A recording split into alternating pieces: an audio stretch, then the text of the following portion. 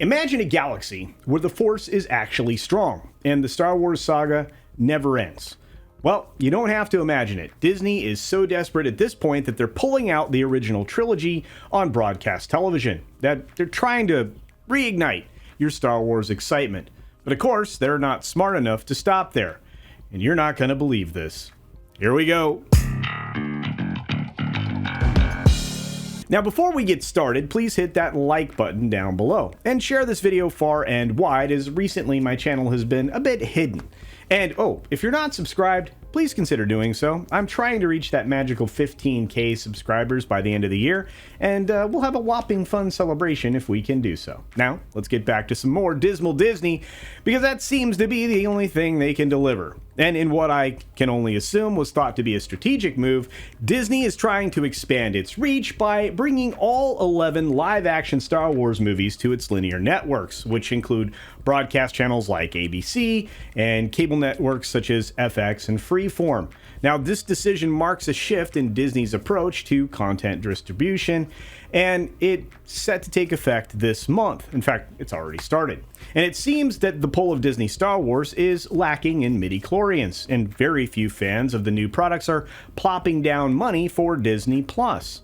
The genesis of this arrangement lies in Disney's renegotiation of its domestic licensing agreement with Warner Brothers Discovery. That's right, the Turner Networks, notably Turner Networks, will continue to hold the rights, or broadcast rights, to all the Star Wars films as well under this new co-exclusive multi-year deal. The context for this development stems from, of course, the conclusion of Turner Network's 7-year licensed agreement for the initial 6 Star Wars movies. You know, the good ones, which had actually expired at the end of September. Now, the rights for the newer Star Wars films are kind of staggered because obviously they came out staggered a few years apart. And with each of their expiration dates scattered over the next couple of years, Disney's trying to get everything together. So they've now aligned the terms for all 11 films with Turner Networks, ensuring that they will expire simultaneously. However, the fate of the slate's domestic linear TV rights beyond that agreement remains uncertain.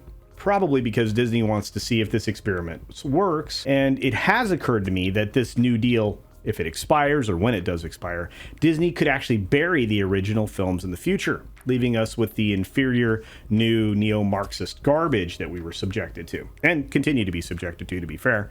Would that surprise anybody? Probably not, but let's return to the heart of all of this. See, back in 2016, Turner Networks secured a significant 10-title Star Wars movie package from Disney in a highly publicized 7-year, $250 million deal. At the same time, they separately licensed the rights to the original 1977 Star Wars movie, A New Hope, which was still under Fox's control. Now, following Fox's acquisition by Disney in 2019, the entire Star Wars library came under Disney's purview, leading to a comprehensive licensing agreement that now encompasses all 11 titles. The 2016 deal covered everything: The Empire Strikes Back, Return of the Jedi, Phantom Menace, Attack of the Clones, Revenge of the Sith, and of course, The Force Awakens, Rogue One, The Last Jedi, Solo, a Star Wars bomb, and the rinse of soybeans, Skywalker. To kick off the Disney Star Wars linear rights era, FX, which initially pursued the package about 7 years ago, had already began to air a marathon that started on October 7th. That marathon featured the original Star Wars trilogy, A New Hope, The Empire Strikes Back, and Return of the Jedi. Additionally, they added a 2008 animated film, Star Wars: The Clone Wars, for some reason, which was never part of the Turner package and really didn't do that well in theaters. It kind of was just there as part of the cartoon series. It's worth noting that Disney had attempted to repurchase these rights specifically for linear basic cable and companion ad-supported on-demand from Turner Networks back in 2019. The effort came on the heels of Disney's announcement of Disney Plus as the streaming home for Star Wars and Marvel content. Eventually, the two sides obviously reached an agreement, preserving the linear rights at Turner while making the full Star Wars film library available on Disney Plus within its first year. I don't think I have even watched a single one of those films on Disney Plus, and I'm pretty sure not a large percentage of subscribers have either. This expansion of Disney's Star Wars content and the original 6 good films onto its linear networks reflects the company's woefully ineffective content distribution strategies in the past and its need to try and reclaim some shred of broad interest in a brand that it has all but obliterated at this point. Is that just another terrible miscalculation by Disney, who is now soaking in a flood of recent failures? Will this in any way shift the perception of Disney by the general public? And will you watch any of these linear offerings in the first place? Because I'm not sure many people will even bother.